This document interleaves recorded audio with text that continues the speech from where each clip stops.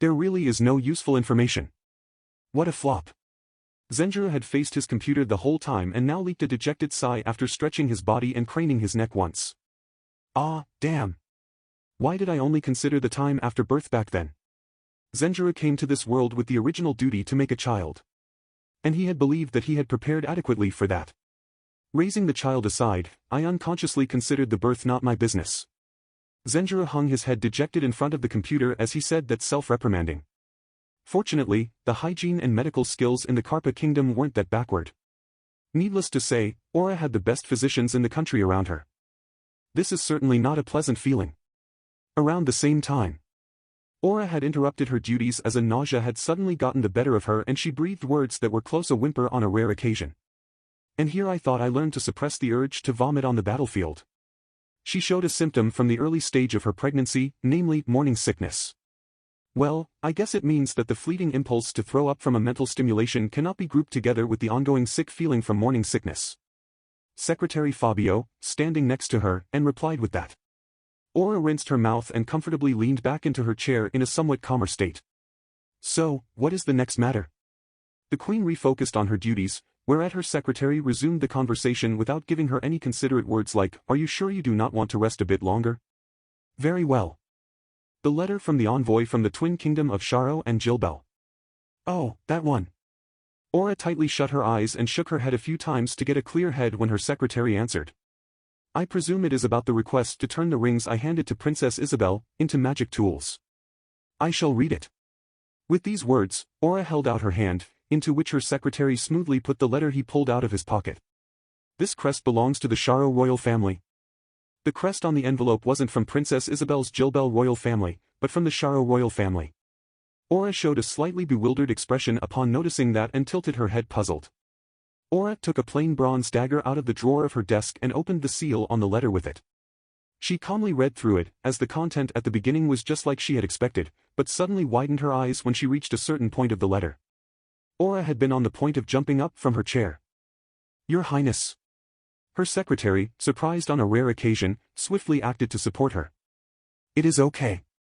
Nothing serious. Aura replied with that to Secretary Fabio, but contrary to her words, the blood had drained from her face and her complexion now looked bluish-black. As Secretary Fabio had waited for the right time, he now called out to the Queen cautiously. Your Highness, may I ask about the content of the letter? After Aura took another deep breath upon her secretary's question, she slowly began to talk with an expression that suppressed some kind of fury. It mainly contains what I already expected, Princess Isabel's gratitude about sending her off with my magic and the notification that my request for turning the rings into magic tool has been accepted. The problem is the gossip that is embedded into it like small talk. You see, the rumor is about one princess born into the Sharo family. It is about the princess that was erased from the official records roughly 150 years ago. 150 years ago. The iron mask of Secretary Fabio twitched upon her words. 150 years ago.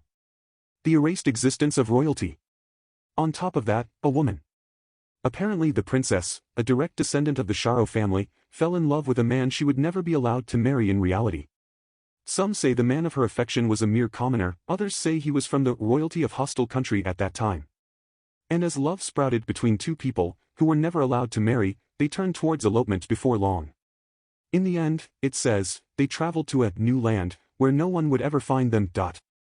Even so, Secretary Fabio had more of his composure left than Aura, as he himself wasn't related to it, and uttered his considered opinion without a crack in his voice. In other words, Zenjirou-sama has inherited both the Karpa bloodline and the Sharo bloodline, I wonder.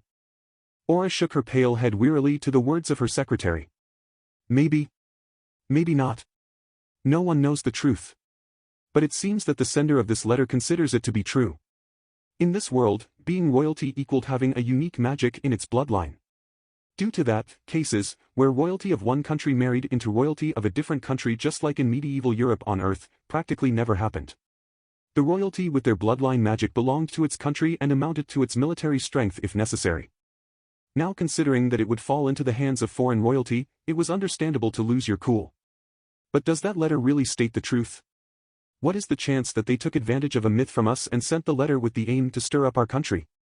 Aura shook her head amused in response to her secretary's prudent argument. I cannot deny that possibility, but the messenger arrived too late for that. A whole month has passed.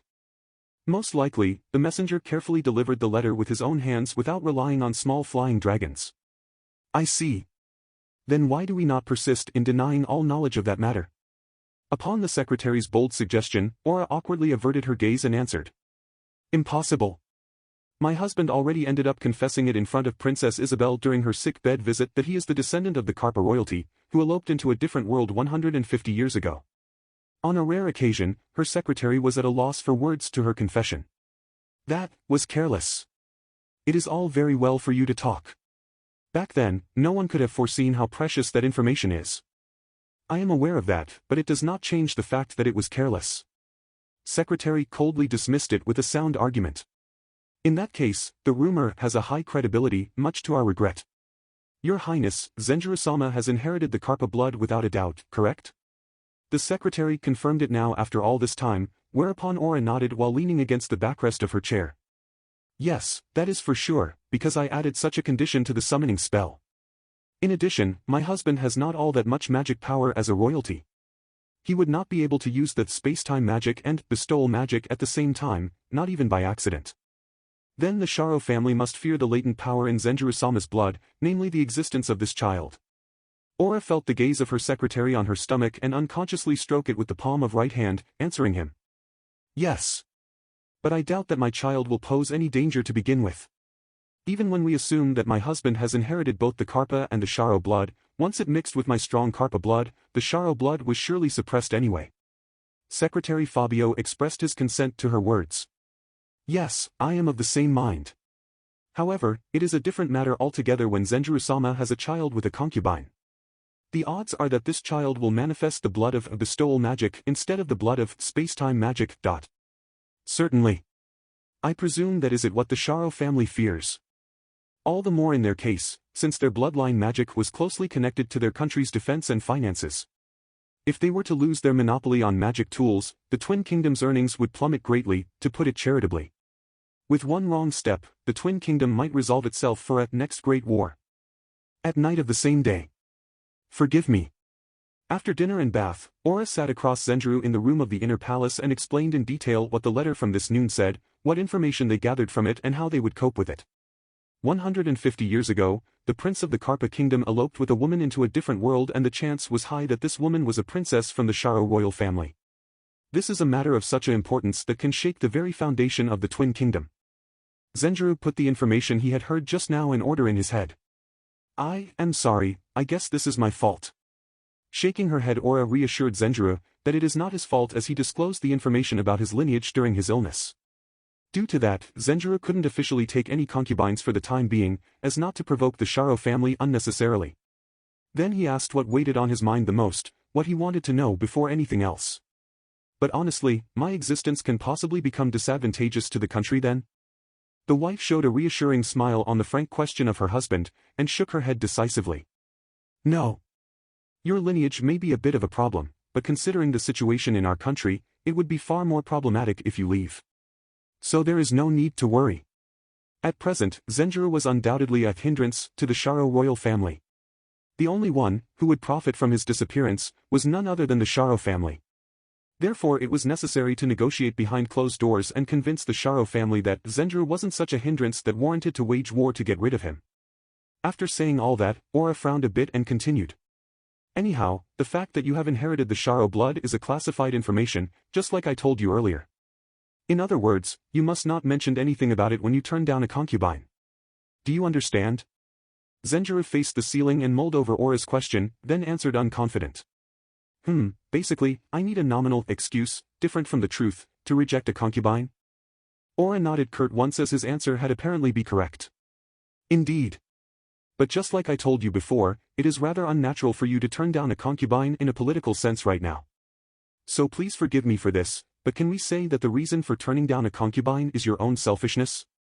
My selfishness? What do you mean?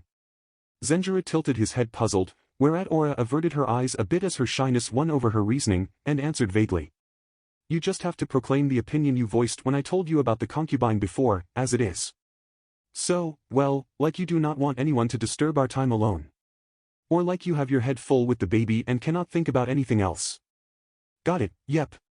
Zenjiro couldn't hide his agitation either after hearing that. While he felt his own face getting hot, he replied flustered. An uneasy silence hung over the married couple even now that had made a child. Aura continued to talk with an affected loud voice as she couldn't stand the uneasiness of that silence. Forgive me. In the end, I am making you take the blame. Now sitting next to her, Zenjiro took Aura's left hand, which was folded in her lap, and said to her while peeking at her face from the side. But that's the best way, right? Then I don't mind. A bad reputation of that level has no real harm and actually wards off any weird worshippers instead, so isn't it all good? Besides, that hearsay is, in fact, the complete truth. Zenjiro held Aura's hand and let her caress his cheek, then he let go of the hand of his beloved wife and started to talk with a serious expression again. Now I actually have a request myself, too. Forgive me as well for taking back my previous statement, but I would like to attend a bit more activity outside the inner palace. Would that be all right? Aura's relaxed expression froze for a moment upon his words. Aura unintentionally assumed a caustic tone. You want to? Why? Zenjiro picked out the queen's biting tone quite well, but didn't flinch from it and answered while keeping a soft tone. Yeah. The burden on you in the last month was quite huge, wasn't it? So I thought I would substitute for you in suitable events that don't require complicated decisions. Aura didn't respond to the sincere words of her worried husband for a while. It certainly was a fact that her work had become more difficult in the month since her pregnancy had been confirmed. I am happy about your offer, but it will bring you a lot of trouble, you know? Zenjiro nodded with a smile when Aura called attention to it. I'm prepared for that. Or so I say, actually it might be worse than I imagine. It will definitely far worse than what you imagine. Once you start getting active outside of the inner palace, the ambitious nobles are not the only ones that will pester you. Even my loyal retainers will treat you with suspicion. Aura's right-hand man, Secretary Fabio and others would surely track Zenjiro's every single move with doubtful eyes. Zenjiro made a slightly troubled face upon her answer and replied. Of course I'll refrain from doing so if it causes you troubles. Before long, Aura then relaxed her expression and declared. Fine. A few days later at noon. In the palace, the preparations for appointing the personal knight for Zenjiro was arranged. With loud voice announcements started. The vow of the loyalty of Knight Natalio Maldonado will now take place. Come forward Natalio Maldonado. After announcing the knight called forward. The knight was probably in his mid-20s, close in age to Zenjiro. Dark brown hair, gray eyes and brown skin. Zenjiro stood in front of the kneeling young knight and called out to him with a voice as dignified as possible. Natalio Maldonado. Zenjiro smoothly drew the sword he had taken from Natalio out of its scabbard. The well-forged iron blade reflected the sunlight shining in from the windows, and sparkled. Zenjiro patted the shoulders of the kneeling Natalio one after another with the flat surface of the drawn sword, then slowly sheathed it again. Next up, Natalio respectfully took the sheathed sword offered to him by Zenjiro, with both hands while still kneeling on the floor on one knee, and answered. I hereby swear to be yours to command, to put my life on the line, to never defy your orders, to never stray from the righteous path and to never be afraid of a distress. Thus, the oath ceremony of Knight Natalio ended without a hitch. After Knight Natalio left the room of the palace, Zenjiro made a sigh of relief, so small that no one near could hear it. He somehow managed to get over it without committing any mistakes. Thank you for your hard work, Zenjiro-sama. Zenjiro shivered his body reflexively when the middle-aged man with a slender face, Secretary Fabio, standing in attendance behind him, called out to him. Yes.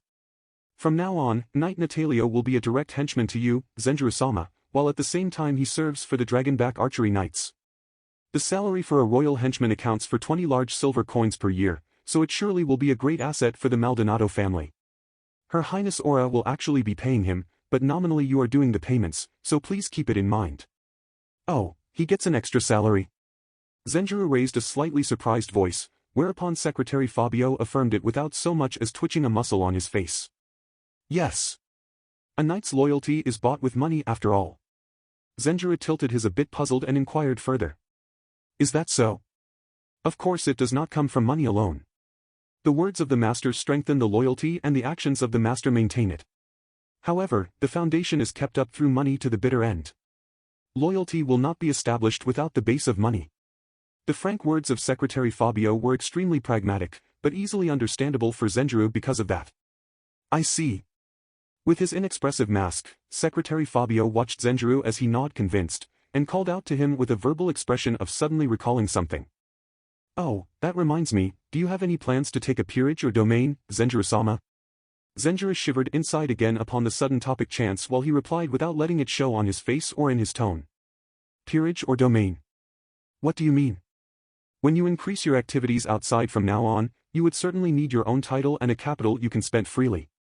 Not to mention, an independent source of funds will be essential should you desire to add more henchmen like Knight Natalio." Secretary Fabio brought his explanation to a finish like that.